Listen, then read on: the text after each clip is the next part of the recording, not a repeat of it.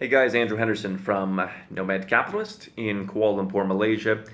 Wanted to talk about some things that you might have missed the boat on.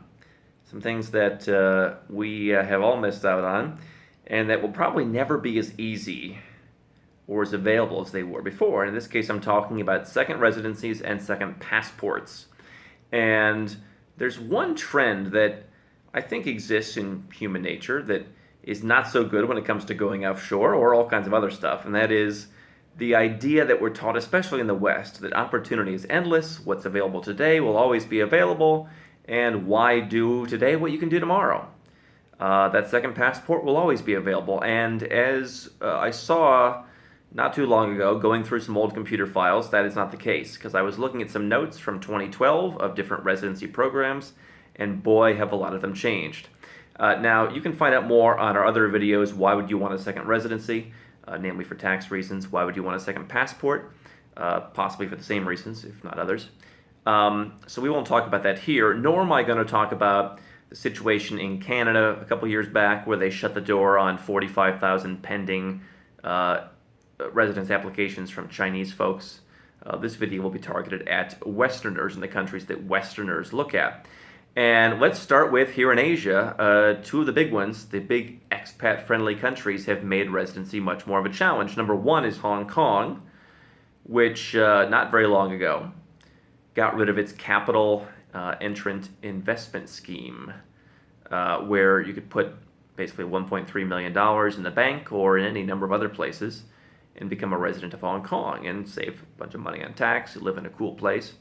No longer possible. Program is gone. They call it suspended. Probably means it's gone for good. And your options for getting into Hong Kong are now severely limited. Singapore, same situation.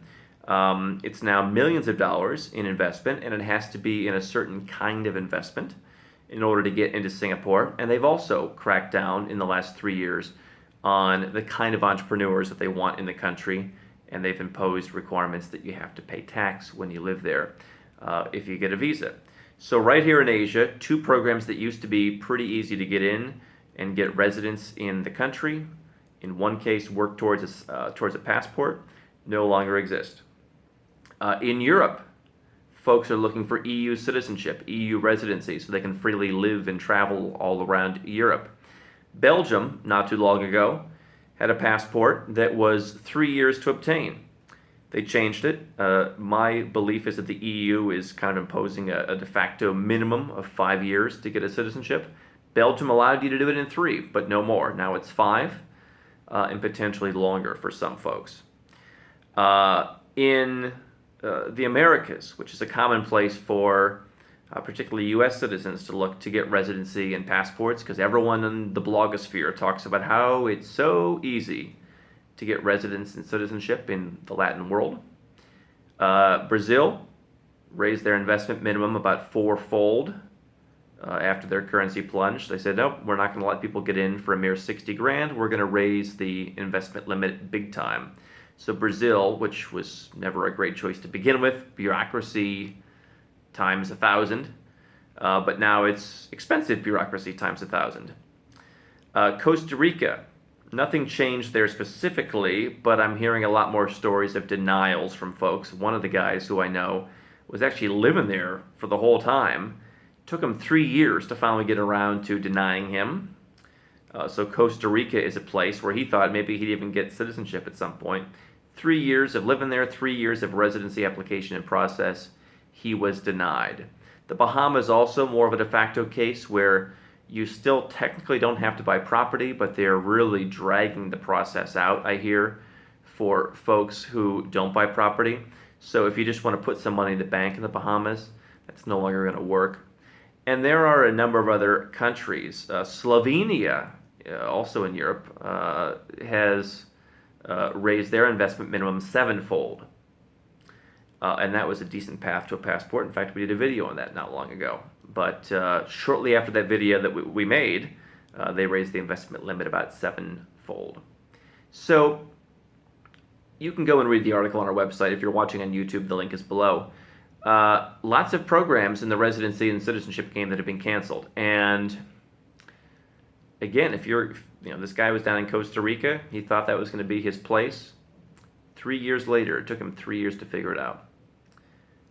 Two lessons that I've learned from this. One is that if there's an opportunity you want, you got to go for it. I always say that we talk about at Nomad Capitalist, what's the next Singapore? Where is that place?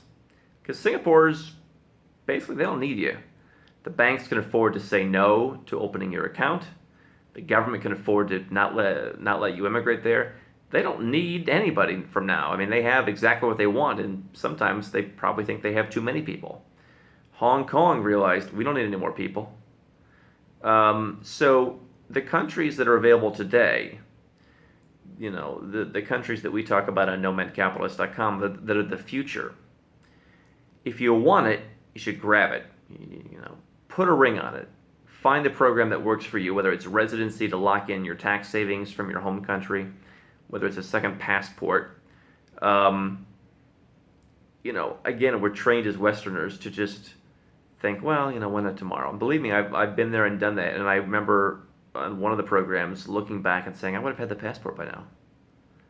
So if you need a residency, if you need a passport, figure out if you need it. And if you do need it, get with someone and figure out, what's the best one that's going to serve me, that's actually going to give me the benefits I need, and then go and do it and move on with your life and don't worry about it anymore. And know that you have that residency or you have that citizenship in your pocket because the requirements are going up, countries are increasingly raising prices, and you want to lock in the deal that you have now before the next residency or citizenship opportunity goes away.